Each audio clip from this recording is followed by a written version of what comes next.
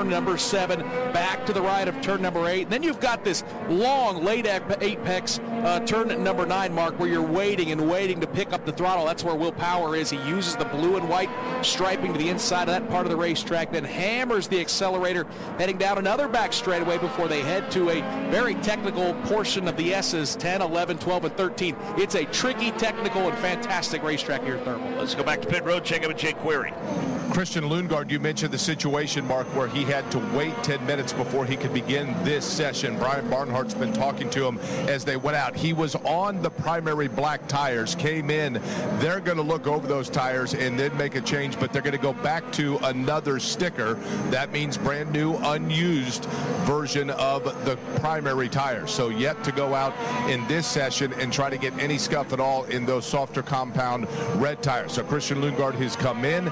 They're doing the mandatory, not mandatory, but the obligatory once over of the car, but everything does look pretty good. As a matter of fact, I'd go so far as to say, even though, keep in mind, he started this session later than others, not a lot of degradation, it doesn't appear, on the front side of those tires as of now. As a matter of fact, they have yet to change, even though they had brought a set over the wall should he need it. But Christian Lundgaard now brings his car on the pit road, should be going back out momentarily. And we talk about all the issues involving tires. This place is like a cheese grater. We talked about the weight of the cars with the hybrid, and we talked about tire allotments with the alternates and primaries and how rough and bumpy this place can be. Another factor for this speed corners that, I mean, the tires take the punishment, and they're going to wear it. It's going to be interesting to see that this year, our first race, not just a challenge or just a sprint race. It's going to be, I think it's going to be a lot of fun to watch. Michael Young, you want to see cars at speed, but some cars are kind of getting close together and then trying to gap themselves out, so they maybe a qualifying sim put together?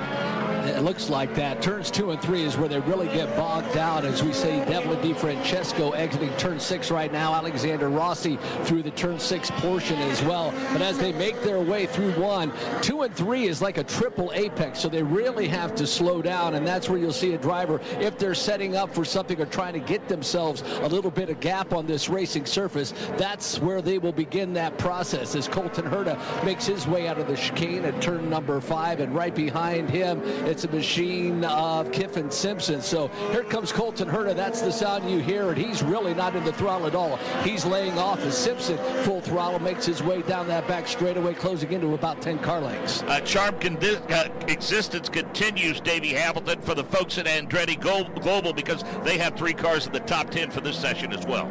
Yeah, how about that? I mean, they're pretty impressive. I mean, Kirkwood, he has been fast all weekend, all year, really. He was fast at St. Petersburg, guy to watch for sure.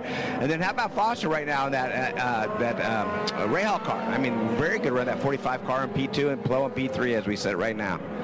So again, it's Kirkwood, P1. He's up to 142, 111. Foster, Palou, Lundgaard, and Erickson the top 5. Dixon, Armstrong, Herta, Newgarden, and Power the top 10, Jake Query.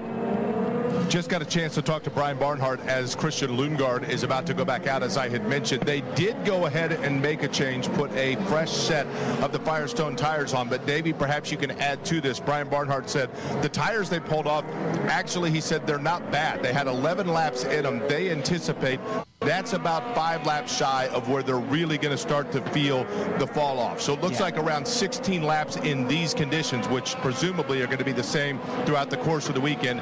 That's when you have to really start watching the grip that you're going to get or not get from that rubber. Yeah, and that, by the way, that's a primary tire too. So I mean, that it falls off pretty drastically. Now, one thing that we noticed yesterday, it's a 142.1 right now.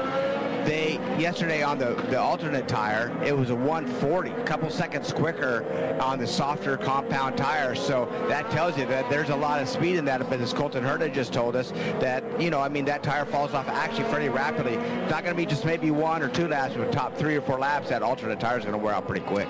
So just to get about 31 minutes remaining in this session now, and we gave you the top 10. Rossi rounds out the top 10. Will Power 11th fastest, and Ilott, McLaughlin, and Rahal.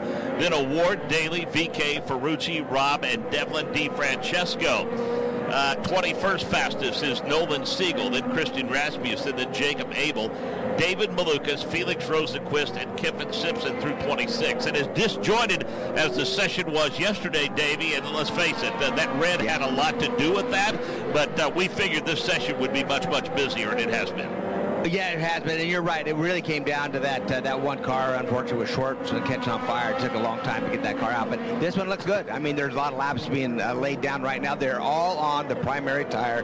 Let me make sure that, yeah, they're all on the primary tire for sure, and this is going to be an indicator of what they have for the race. Now, I know the next thing up is qualifying, so I think right at the end of this, don't be surprised seeing some of these teams throw on a pair, of sticker tires to go out and see what they could lay down for a one-lap qualifying run. 30 minutes remaining in this session, and Michael Young, I believe you can see the 14 machine of Santino Ferrucci. Yes, he makes his way right now, entering that left-hander of the chicane of turn number 4, negotiates turn number 5, and now heavy braking into turn number 6. Did lock him up the very first or second lap through, but this time, as he exits turn number 6, Santino Ferrucci, Sexton Property Chevrolet from A.J. Foyt Racing makes his way down that back straightaway as he sets up for turn number 7, that left-hander. Carries a lot of speed down into turn number 7, keeps that car to driver's right, now bends the steering wheel to the left, picks up the throttle for a very short straightaway, then it's back to the right for that red and black Chevrolet of Santino Ferrucci. Mark J. as he bends his way around the long swooping left-hander of turn number 9. 30 minutes remaining in this session. While we have the opportunity, we want to welcome in the Vice President of Curation and Education for the IMS Museum, Jason Van Sickle. Jason, it is an exciting time. We've been talking about this for the past couple of years now, and the unveiling of that museum is right around the corner. You know, it's pretty amazing. Obviously, it's flown by for us, but thank you for having me here to talk about it. So there's going to be an unveiling for the media and for VIPs, but when will it in earnest open to the public? So we're looking forward to April 2nd. That is our public opening. The ceremony started at 10:30, and that is open to the public to see that. And then also tickets will start being redeemed at noon. It's an exciting time for sure. I don't want to give away any secrets because we want the unveiling to be a surprise, but I go back to what Joe Hale said, the president, from the very beginning. One of the things that he found interesting about the museum in its previous incarnation was the fact that you heard don't touch and stay back and this, that, and the other. This will be anything but that. It's very difficult to explain until you see it, even for us that are there every day. You know, we can tell the story of the Indianapolis Motor Speedway in a way we never could. We can display the vehicles and other items in ways we never could. In some cases, display objects that we never could because of different conditions and things like that. We have a mix of interactivity, obviously hands-on learning when it comes to the qualifying zone, and obviously the basement, which was off limits, or we're calling it lower level now. That is about 24,000 square feet of open to the public display area. Now, let's go back and kind of remember the museum as it was. Are you yourself, even though you've been there day in and day out over the last 18 months to 2 years or so, are you amazed that you're able to do what you're about to do and not have to make any additions to the place? It's pretty amazing. When we had the charge from Roger Penske, redo the museum, obviously, but you can't go outside the footprint. You can't go on top. So what we were able to do with the mezzanine, which is new construction inside the building, that's 6,000 square feet of new display area than what we had. And then, as I mentioned, the basement adds 24,000. So we've added about 30,000 square feet of display area without knocking the building down or adding stories, things like that. It's impressive. Can't wait to see it. And for those that want the opportunity to get those tickets, need to schedule that. So what's the website? What's the information? And I believe that website still kind of gives you a virtual look at what the museum's going to look. Is that still there? Yes. So imsmuseum.org is our website. That's where you can buy tickets. We are going to a time ticketing system where you pick the entry point time that you want by the half an hour. Once you're in, you can stay all day as you want. But when it comes to the grand opening on April 2nd or during May, our busiest times, I would go on the website, lock in your time, bring your family in, and also if you learn more about the memberships, it quickly pays off if you go to the museum multiple times a year. Well, the one thing that I do, among the many things that I think that everyone is to be commended for, is the fact that you still were doing tours of the grounds and all of that all during this construction, so people could still, you wanted them to still come and enjoy the Speedway as much as they could. You know, we have people, international, national, that come to the museum or the Speedway in that case daily. We're open 363, so allowing the tours to go around on days that we were able to with no track activity was still crucial, and obviously it helped us along.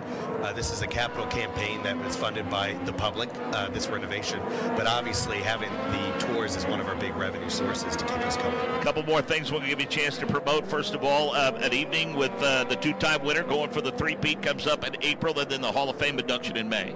Yeah, so our first speaker series, we have Joseph Newgarden in April, so that's exciting to bring the back-to-back champion in and have him discuss his past 2 years in career. And then Hall of Fame, our inductee this year is Elio Castroneves, and there's no words that could describe his success at the Speedway. So being able to be a part of that at the Indiana Roof Ballroom race week, Thursday night of race week, is going to be something special, and tickets are available for that. Jason Van Sickle is the Vice President of Curation and Education for the Indianapolis Motor Speedway Museum, and the grand opening is right around the corner. Officially opens April 2nd. We know that you're ultra busy. Appreciate you stopping by to visit with us today. Good luck. Well, thank you guys, and look forward to seeing everyone through the museum. Yep, we will see you soon for sure. We have 25 minutes remaining in this session at Davey Hamilton. Christian Lundgaard has gone to P1. Ritas VK, Santino Ferrucci, Kirkwood, and Louis Foster, the top 5. Yeah, so that Lundgaard run is on the alternate tire, Mark. The first car to put one on that I could see that appears to be, and back in that 1.40 range, a minute 40 range. So that's where the fast cars were yesterday. That's one of the fastest times of the weekend, by the way, from Lundgaard. And Davey, again, we talked a little bit about it yesterday, but what a debut with Dale Coyne Racing for Ritas VK in St. Petersburg. It wasn't that great. I mean, just that announcement was what we made a couple weeks before that event, that Ritas VK was going to be the driver of the second Dale Coyne car. And then they show up there, and matter of fact, I promise you that he didn't even know all the crew guys' names yet. I mean, that was just a new relationship, and able to pull off a 9th place finish was, hats off to the team, no question about it. Yeah, team searching for speed near the rear of the field, and again, you don't know what they're working on in this session, but Will Power is 15th fastest, then Eilot, then McLaughlin, then Ray Hall, then Award at 19th fastest, Connor Daly 20th quick, then Stingray Robb, Devlin DeFrancesco, Siegel, Rasmussen, Simpson, and Abel. Still not seen Robert Schwartzman. We hope they get that car put back together. We see them on track for at least a handful of laps before they go qualifying a little bit later on today. Davey, what do you make of the comments of Alex Palou yesterday? He was P1 after that practice session, and that was a team that did not test here at Thermal Club. Well, that guy, he's our, we compare him, we talked about it yesterday, compare him to Scott Dixon. I mean, I know they're teammates, and Scott has, what a career he's had, and the wins and championships is, record-breaking for sure. But this kid, the Palou kid, just continues to impress, and he won this race. He won the $1 million last year. We know how fast he is around here, but man, it didn't take him long to pick right up where he left off, even with no testing this year. So that team, that driver, they're a threat, no question about it. By the way, won the first race of the year already, our points leader now. Corey Williams of Firestone talking about the dirt and the dust earlier that gets kicked up at this racetrack. Nick Yeoman, the portion of the track that you're watching, you see plenty of that already. Yeah, there's no doubt. I mean, especially when they start trying to cut this corner and cut these corners as sharp as possible, it is very easy to see them kick up some dust. In fact, we had a local yellow just a few minutes ago as Christian Rasmussen used up a little bit more than just the curbing mark, and he kicked up a giant dust cloud around Thermal. But there are some very fast and technical portions of this racetrack. Jonathan Grace. Yeah, you mentioned that offer, Christian Rasmussen. His team brought him into the pits, routine once over the car, stuck a mirror under to look at the floor of that Dallara chassis. All is good on the number 21 car, I'm assured, and he's back out and away on the track to turn a couple more laps and try to improve on that 24th fastest time at the moment. Michael Young, Colton Herta fastest yesterday. Is he fast today too? Looks good. Looked like he had a little bit of oversteer as he made his way through that chicane of 4 and 5. This is where he laid off the throttle down that back straightaway last time. He will get into it this time through. I believe that's Alexander Rossi. He is just past. He sets up for turn number 7. And Nick, he is full song. Yeah, Rossi off the throttle. He's trying to set up a quick lap. Colton Herta is at full song as he makes his way to the left-hander of turn number 7. Stays off the red and white curbing. Now back to the right of turn number 8, letting that car slide left and right. Now he sets up for the swooping left-hander of turn number 9, Mark Jays, that Gainbridge car. Colton thought he left a few points on the board at St. Petersburg. This will be a big weekend for him. And Nick, let's say a big thank you to ECR for the nice little gift pack we received from their sponsors, Java House and Splenda recently. Yeah, Java House and Splenda sending out some free samples for the folks at IndyCar Radio. We certainly appreciate that. Good-looking race cars, and obviously for Christian Rasmussen and Alexander Rossi to team up. I know they're all expecting big things this year. Yeah, for sure. And again, a rebranding with a new logo and a new attitude and a new approach to things here with the NTT IndyCar Series for a long-time team now in Ed Carpenter Racing. And business picking up a little bit as the quarters get a little close. And the most difficult thing, Michael Young, for these teams now is even though it's a 3-mile track, some are having a hard time finding a place to get a good, clean qualifying sim in. It's almost like there's a magnet out here, especially when we get these NTT IndyCar Series cars out on track. Marcus Ericsson trying to find clean track. That means Graham Rahal and Christian Lundgaard. That is a machine of Louis Foster trying to get around those slower cars. Lundgaard's actually being held up now by Ericsson. Now they all make their way into turn number 7. Nick, now they're up to speed, but it is amazing how week in and week out it just takes forever, even with a 3-mile track, for these guys to find clean race surface. Yeah, it's fascinating watching Ericsson and Lundgaard because, Mark, they're putting through turns 7 and 8 at maybe, 50, 60 miles per hour, while the two Rahal Letterman landing cars of Graham Rahal and Louis Foster were trying to hustle by. So, yeah, it's a large racetrack, but oftentimes not a lot of room to get around slower traffic during practice situations. Davey, the debrief yesterday after the practice session indicated that this weekend the alternates may be the preferred tire, and it sure is looking that way because we're seeing a lot of teams running a lot of laps on just the primary tires, wanting to save those alternates. Yeah, well, I think they're going to save them for qualifying, Mark. I think the alternate, they are going to wear fast. I do think when it comes to race time, the primary would be the tire to have. Which shows Lundgaard right now on my monitor with the alternate tires on, but he did see the that he made that lap time, that 140 on the primary tire, not the alternate, Mark. So really good run. You remember yesterday, those fast times all came on the alternate. So it seems like these cars got better, the tracks got better, and these teams are figuring out this racetrack really getting quick. And by the way, don't look now, but how about that VK we just talked about, P4 with that Del Coyne Racing. More on that from Jake Query on the pit lane.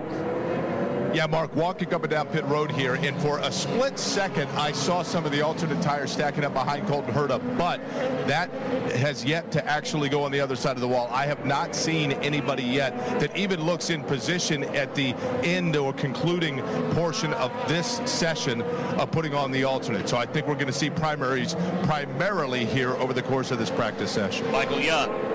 Yeah, we just saw Scott McLaughlin come out of turn number 6. He had something, I was looking at his right rear, and it was red in the actual hub, the wheel portion of that right rear. Whatever it was, it came flying off. It sits on the inside of the track at the exit of turn number 6, about 50 yards at that exit. So no harm, no foul, but Scott McLaughlin did carry something off the pit lane. Davey, let's talk about the many challenges involved in these cars, especially with the additional weight that they've added to these cars between the hybrid and the aero screen over the past couple of years. And the challenge for these drivers have become to try to balance between steering and braking. And the bottom line is you can't do both at the same time because that really throws off the balance of the race car. Yeah, so we have to remember when Dallara built this race car, it was an open cockpit race car. I mean, it's a 2012, Dan Weldon 12, they call it, DW12. So now, for safety reasons, they decided to go with this canopy with the aero screen. That generated a lot of weight. And by the way, Mark, as high in the car as you could possibly get it. I mean, it was way up in the car. So that was obviously something that they had to work around. Then with the hybrid unit, that goes in the bell housing area, Mark, and that is a lot of weight in that bell housing area. So everything that Dallara built this car originally for and getting the balances just right for it have changed. They're putting these different components on it. So now it's up to the team to make sure they figure out how to make the cars fast. We talked to Frucci yesterday, and if you recall, he says the cars they want to understeer a lot. I mean, that's the biggest thing. So that means to me, that weight has gone towards the rear of the car. It's gave them a lot more grip. In the front end, it's just hard to get them to turn now. So that is that balance. And as you said, with the braking, trying to get your balance right, we see guys locking up those front tires because it's a little bit lighter in the front of the car now. So, hey, it's safe for everybody. That's one thing for sure, but it is a challenge to get these cars balanced perfectly. I've heard some drivers say that they have an imaginary string that is tied between the steering wheel and their foot to make sure they use those things in the right or in the proper order and don't use it at the same time.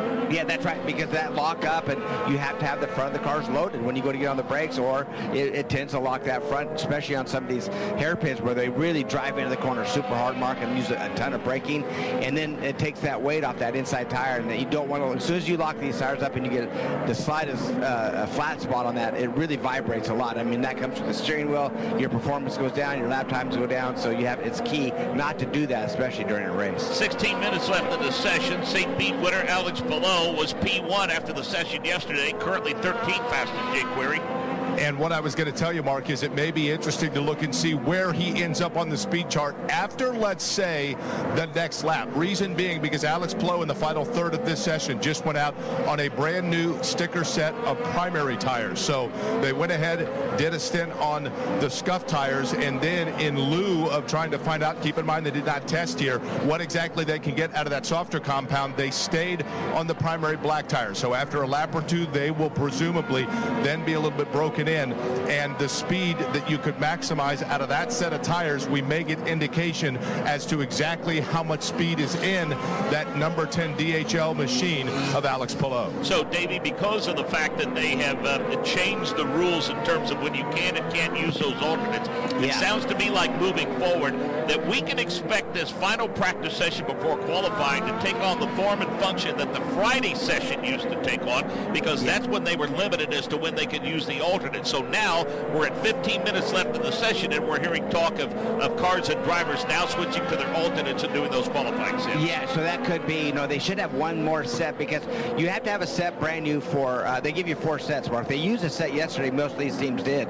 So that leaves you 3 more sets, which means you use 2 for qualifying, 1 in round 2, or round 1, 1 in round 2, and you hope you make it to the fast 6. Then that leaves 1 sticker set for qualifying. I'm talking the fast guys that make the top 6, which you have to plan on doing. So they're running out of the reds. I mean, when they allotted at St. Pete more reds, that gave them more opportunity to really test on those. So we'll see how many teams will put that alternate tire on later on, because most of them have already used the tires, scuffed them up. We'll see if they have any more speed out of those. 14 minutes left in the session, and Robert Schwartzman's car has been parked in the pit box. We'll see if he can get out. While he does so, we'll take a look at Scott McLaughlin, who went on and off pit road and is back at speed now. Michael Young, maybe he's doing a qualifying sim. It looks like he is certainly trying to lay a quick one down. Negotiates a left-hander of turn number 4, right-hander of turn number 5. Left tires, I should say, did not make it out to that rumble strip. I've seen several cars sweep that car all the way out, and it upsets the balance of the car. McLaughlin smooth right sides to the rumble strip at the exit of turn number 6, and he is flat out, full song down that back straightaway, sets up to the right-hand side and negotiates a left-hander of turn number 7. He's got the XPEL colors this weekend. Side pods of that car are bright gold. The cockpit is white for Scott McLaughlin, bending his way through turns 7 and 8. He's got Christian Lundgaard, Mark, sitting about 10 car lengths behind as they navigate that swooping left and right-hand turns of turns 8 and 9. Yeah, and he clears turn number 9, and we're waiting on him to arrive now through that little bender, which is turns 10 and 11, and he'll do that full song. There's a little bit of an elevation change through 10, 11, and then on to 12, and then he'll crest the top of the hill and slow it down and make the left-handed turn. And as he approaches turn 15 and 16, that's where they really want to brace themselves, because off of turn number 17, Davey, they worked on that bump during the offseason, tried to smooth it off, but it's still readily apparent. Yeah, what they've done is taken the curbing away there, Mark, so it means, hey, let's just go through that area now. Let's not try to avoid the curb, but unfortunately, there's still a big bump. As we've seen yesterday, all 4 tires off the ground, still big gouges where that bell housing or the bottom of these cars hit that area, so they need to be careful. I know Ed Carpenter did have a hybrid unit go bad. Now, I don't know if it's because of the bump or something hit it or it just went bad, but I do know that if you hit that enough, that bell housings tend to be the culprit to braking once you body these cars up too much. Yeah, 11 and 12, one of those areas, kind of an elongated S's section of the racetrack, and that's where those cars look oh so fast as we watch Will Power make his way through there, and Power continues to look for a little bit of speed. He's been kind of mired from 15th on back, but he took a bit of a jump after that lap. He's jumped up to 18th fastest. Let's go back to pit lane, get an update on Robert Schwartzman and Jonathan Grace. Yeah, guys, I just watched the number 83 Prema car of Robert Schwartzman pull away. Good work from the team, like you said, up till 4:30 in the morning working on that thing. Finally turning some laps in the last couple of minutes of practice here. Track time is precious, so I'm curious to see what he'll learn in the last couple minutes.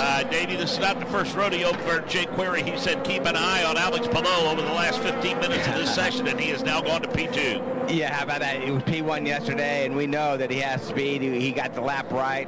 Put those new tires on. You're right, a 1:41.124. Now, that's not what he did yesterday, but you got to remember yesterday, those were on the alternates. The fast times yesterday, that 140 bracket were on the alternates, but Lundgaard, he seems to be pretty impressive because he just turned a 140.6 on that primary tire. So right now, I mean, he really had those two guys, and the Andretti cars are the ones to watch for. Interesting to note, Davey, that Christian Lundgaard continues P1, and he set that early, but again, his session is just about over because he's parked for the final 10 minutes because he missed the weigh-in.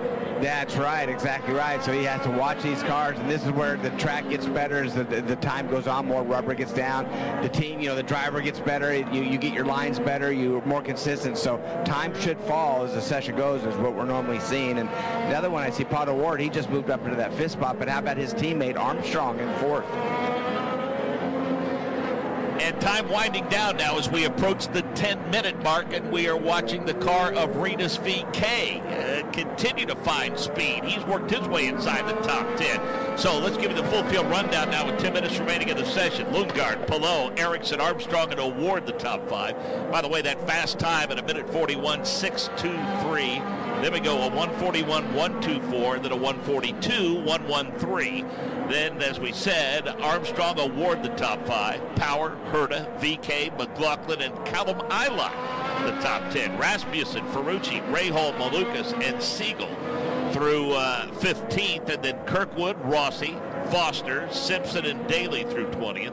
Rob DiFrancesco, Dixon, Rosenquist, Newgarden, and Jacob Abel 26th. Again, 27 cars entered this weekend, and we just heard that Lundgaard has been ordered to pit road by race control to serve that 10-minute penalty. And again, Davey, great news for Robert Schwartzman that they're kind of behind the 8 ball, but it's important that they get some laps in the final 10 minutes of this session. Good job by that team, and what a thrash they've had to do. I know a few people on that team I was going to call to see, find out exactly what went on. I said, no, I'm not even going to bug them last night or today. So they are putting in some work there. Great for that team. Great for Schwartzman. And by the way, Schwartzman was there working most of last night as well. He was part of that team. It was not his fault anything went wrong, but he wants to run. He was part of that pit crew and was helping the team out all last night as well. Yeah, and that always scores points with that crew when the driver sticks around and takes an active role in what's going on. That kind of solidifies the team concept and the team mindset. We talked about Rinus VeeKay and what a successful debut he had with Dale Coyne. Tell you what, we'll talk more about Rinus VeeKay, follow his run around while Jake Query talks to Christian Lundgaard. Christian Lundgaard's out of his car. Looked like you guys had a pretty good run there over the course of this session, but take me through, in your opinion, what are the biggest challenges in getting a feel for this track? Everything. It's a tough track. I think it's tough to nail. We know how much the track changes just with temperature, and it's very wind sensitive. It's very temperature sensitive, both track and air. So we didn't get much running yesterday. We had an issue on our old tire run, so we kind of went in a little blank today, not knowing what we really had. But I think everybody on the number 7 Velo Air McLaren Chevrolet did a good job today. Have you gotten a feel yet for just how much of a difference it's going to make once you're on the softer compound tires and what their endurance is going to be? I mean, yes and no. I think we expected a little bit like St. Pete. I don't think it's going to be quite as bad as everyone expects. It's difficult to know, man. We don't. We'll go into the race and have a better idea after warm-up as well. I think qualifying will be tight. So we'll see. Appreciate the time, and best of luck for the rest of the weekend. Thank you. Christian Lundgaard, of course, in his first year with that Arrow McLaren team, but again, fractured segment here because he had to jump out 10 minutes to go in the session for being late to the weigh-in, but looks like that number 7 car has a pretty good setup. Mark, again to repeat, though, no softer compound tires during that session for Christian Lundgaard. Nick Yeoman and I often look at each other like, what on earth did we just see? But we did that a few minutes ago with the car of Scott McLaughlin, and now we know because a post-event fine for leaving pit lane with the equipment attachment. From your vantage point, Nick Yeoman, we saw something that looked askew with that right rear. Yeah, well, Michael Young pointed it out first, and I think he said it flew off the car, and then I saw a replay, and I'm like, I don't know what in the world that is because it was brightly painted orange. And Davey, you said that was a wheel fan on McLaughlin's car? They're actually brakes. So a lot of times if you see these teams, they put the brake coolers and they put them in the inlets inside of the tires and they blow air through. They do, I think Penske on his go on outside, and they suck the air through the wheel to cool the brakes off. So they just do that on pit lane. They just do it on pit lane only. Yeah, that was an interesting sight, most assuredly. How about the 14 machine of Santino Ferrucci looking for some speed? He's starting to find it now as he's worked his way up to 12th fastest with a time of 1:42.427. Michael Young, keep your eye out for Santino Ferrucci.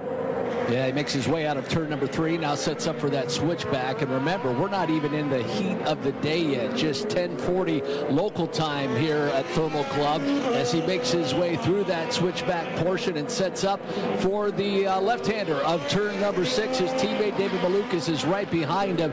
Really been struggling with the balance on that car. A lot of brake smoke we've seen, and that is the machine of Santino Ferrucci as he exits turn number 6. As I said, Malukas, his teammate, right behind him, but has negotiated this portion of the track extremely well as he sets up for 7. Yeah, those point cars right now sitting smack dab in the middle of the field. Ferrucci first into turn number 7. He is 12th fastest in this practice, and then it's his teammate, the American David Malukas, who I think was off throttle. He's trying to gather it back up. Ferrucci, though, was full song as he makes his way through the left-hander of turn number 9. Mark James using all that blue and white curbing and swings it wide at exit. Interesting to note, Davey, that the post-mortem on the race at St. Pete, a lot of teams felt like that they obviously made the wrong call on the tire strategy, but I think all in all, many teams walked away with a fair amount of optimism, feeling like that it's going to be a competitive year for them. Yeah, absolutely. No question about that, Mark. And I think, the strategy is strategy. That's why we love this sport. Not everybody's going to use the same one. And sometimes when you're off the pace, you have to do opposite what other guys do just to try to, take advantage of it. But the competitiveness in this series is second to none. I mean, I'll tell you, we could go down through this list, and out of this 27-car field, I feel, I haven't made an exact count, but there's 18 or 20 guys that could win. I'm just telling you. And you never know about the other ones. And it's not that they're way off the pace. It's just they don't have that little teeny extra, quarter of a second, let's say, to be towards the front. But man, it is so, they're on top of each other. When it comes, when the green comes out, there's no better racing than right here in IndyCar. And until these teams get this tire strategy figured out and the difference in the weight with the hybrids and all of that, there could be a handful of races this year where some people are going to get to victory lane outside of a Ganassi or a Penske or even an Andretti. Yeah, I think so, and we talked about that already. VK now in that 8th position with Del Coyne. We know that that's an underfunded team. That was a last-second decision, and we see how competitive they are. So that goes to tell you, you get the right package together, anybody can win. And don't forget, strategy could put some of these, like right now, Abel, talking to them, they just want to get laps in. They just want to beat somebody. They know it's going to be a long year, but with the right strategy and the right call, because he's not that far off the pace, could put him in front of race, and he could actually win it. It's all about timing and making the lucky calls. Joseph Newgarden yesterday post-practice, Davey, kind of echoed some of our sentiments. While this is technically referred to as a road course, he said it really races like a street course. He said what it reminds him of in many respects, even though there aren't the elevation changes, but in terms of the grip, he said it's a lot like Laguna Seca until they repaved it. He said you're going to see something vastly different, as we've already discussed, in terms of the alternates over the primaries from what we saw at St. Petersburg. Yeah, exactly right, Mark. And one thing, you look at this race course, and one reason it probably works like a street course, when we go to the streets, you're limited to exactly what the streets can give you and how you could design a racetrack around that. But if you look at overhead of this, Mark, straightaway to hairpin, another straightaway to a hairpin, another straightaway to a hairpin. So it's super fast down these straightaways, a ton of braking and going 180 degrees back the other way, a lot of braking again, 180 degrees. So that's what is so hard on the brakes, it's so hard on these tires. And then, you know, even though there's not walls all the way around this track, when you go off course here, Mark, and you hit that dust and dirt, that can cause havoc as well. So that's one reason it probably feels a little bit like a street course. But I'll tell you, as driving around this thing, it is high speed. You're going fast. You're either going super fast or really slow in the hairpin. So it's a pretty unique track. 5 p.m. Eastern Time, 2 p.m. local, we'll have complete coverage of knockout qualifying on the Firestone Fast 6, and your schedule for tomorrow looks like this. At 11 o'clock Eastern, 8 o'clock local time, you folks out there on the West Coast got to get up bright and early for the warm-up session, and then flag-to-flag coverage of the race from the Thermal Club will take the air at 2:30 Eastern Time, 11:30 local time. And I wish I could go into tomorrow, Davey, and I'm sure the picture might come clearer during qualifying tomorrow, but the only thing certain, I think, is the uncertainty about tomorrow's race. Yeah, no, completely. I mean, we've had a race, and usually after that first race, you go, okay, right off, man, this team's strong, that team's strong, and we know, we feel that, but it's kind of the same thing. We're not telling which driver that is or exactly which driver of what team that is. It's still wide open. I think there's still so much to learn coming into this second race, so it makes it exciting. And I can't wait for qualifying later this afternoon just to see, you know, where we land, who's going to be up front, who's holding back, what these red tires are going to do, and then strategy tomorrow is going to be another key, you know, we're going to talk about a lot on the radio, that's for sure. 1 minute remaining in this session, less than a minute we should say now, and Davey, kind of a West Coast swing, and tomorrow as part of our pre-race show we'll be joined by the longtime head of the Long Beach Grand Prix Association, our good friend Jim McKellion. Davey, they're getting ready to celebrate the 50th anniversary of the Acura Grand Prix of Long Beach in a couple of weeks. Man, 50 years, Mark, can you imagine that? And Jim does such a great job there. I mean, he's a fixture of that race. He's what makes that thing so successful. And by the way, if you ask these drivers, which race do you want to win? I mean, and they're going to separate it out to Indy 500, obviously, that's what we all want to win. But then when it comes to a street course, there's no question about it. Long Beach is one that you want to put in your resume just because of the history of it. So excited to get ready to go back there here in a few weeks.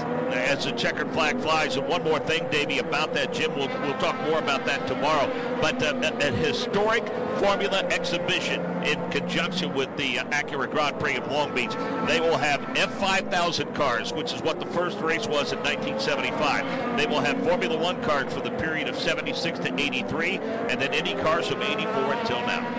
Oh, wow, that's awesome. I didn't know that. That's great. That's going to be a lot of fun watching that. And that's back to his creativity right there. That's what Jim does, makes it creative, makes it fun for all of us, including and the fans. I mean, we're part of this game, but that is going to be really a neat sight to see. And I remember Formula 5000. My dad ran that series back in the day, but the first, I didn't realize they were the first ones to run at Long Beach. That's awesome. Want to go around the horn and get our guys' predictions as to who they think will set on pole later today. Let's start with Jonathan Grace. Jonathan, who's going to win pole today? They may not be leading the times overall, but I like the Andretti Global cars. Marcus Ericsson saying yesterday, we came out of the box hot. The car feels good. It's in the window. We've only got to tweak from here. If you start a weekend like that, that tends to bode well in qualifying. So keep your eye on the 28 car. I know I am. How about Jake Query? I'm going to go with the guy that presumably you're going to be talking to in just a second here as he gets ready to debrief. Talking about Alex Palou will be my pick. Getting out of the car, we'll see if we can talk to him in just a second, Mark. Michael Young. Goodness. You know what? Christian Lundgaard. I think with that early departure at the end of that practice session, he showed a lot of speed in the early portion of the session. I think Arrow McLaren certainly on their game thus far in 2025. I'm going to go with Christian Lundgaard. Nick Yeoman. Tell you what, Marcus Armstrong had a good practice session here in that Meyer-Shank Sirius XM car. Ends up fourth quick in the session, Mark, just off of Lundgaard's fast lap. Armstrong's pretty good qualifiers, so Maybe car 66 a little bit later this afternoon. I've got to go out on a limb and say I know who Davey Hamilton's going to pick, but let's let him say anyway. Yeah, you know what? You're so right. You know who I was going to pick. You know that. But you know what? I am going to really go out on a limb. and you know, I'm the herd of guy. I was going to pick him. But you know what? Somebody has a lot to prove this weekend, and somebody has a lot to prove for the future of his career. And Will Power had a horrible start to the season going out on the first lap at St. Pete. He's got more poles than anybody else in this series. I'm going to throw down, and Will Power is going to put it on the pole. And on that note, we will thank IndyCar Radio for this session, and we will confirm the times in full. Christian Lundgaard ends the session quickest of all for Arrow McLaren. Alex Palou in second. Marcus Ericsson is in third position. Then we've got Armstrong and Pato Ward completing our top 5. Will Power in 6th. Colton Herta in 7th. And then we have Rinus Rique, Devlin DeFrancesco, Scott McLaughlin, and Callum Ilott, who are going to be rounding out your top 10, and Ilott in 11th, Dixon in 12th, and then we have Louis Foster in 13th, Christian Rasmussen in 14th, Santino Ferrucci in 15th, Joseph Newgarden is ahead of Graham Rahal, and then we have David Malukas and Nolan Siegel, with Kyle Kirkwood ending in 20th position. Just outside the top 20 is Alexander Rossi, he's in 21st, and then it's Felix Rosencrest, Kiffin Simpson, Connor Daly, Stingray Rob, Jacob Abel, and Robert Schwartzman, who had an issue, so he finishes all the way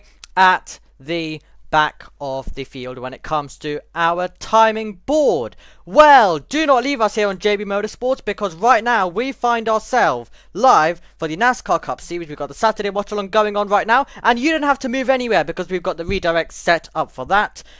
From 8 p.m. later on, we have the NASCAR Xfinity. Joshua Birch will be talking you through that. IndyCar Quali, though, happening at the same time. If you want to join us for the IndyCar action, IndyCar Radio once again on the call. That is from 8:55 GMT. F1 Academy, the action at the Chinese Grand Prix will kick off from 2:40 for F1 Academy. And then we'll be on 6 a.m. for the Grand Prix, with 7 a.m. being lights out. As I mentioned, we're going to redirect you straight away over to the NASCAR stream for the Cup Series, so stick with us. But from IndyCar, thank you very much for joining us, and we'll see you at 8:55 to see who is going to take pole position. Goodbye.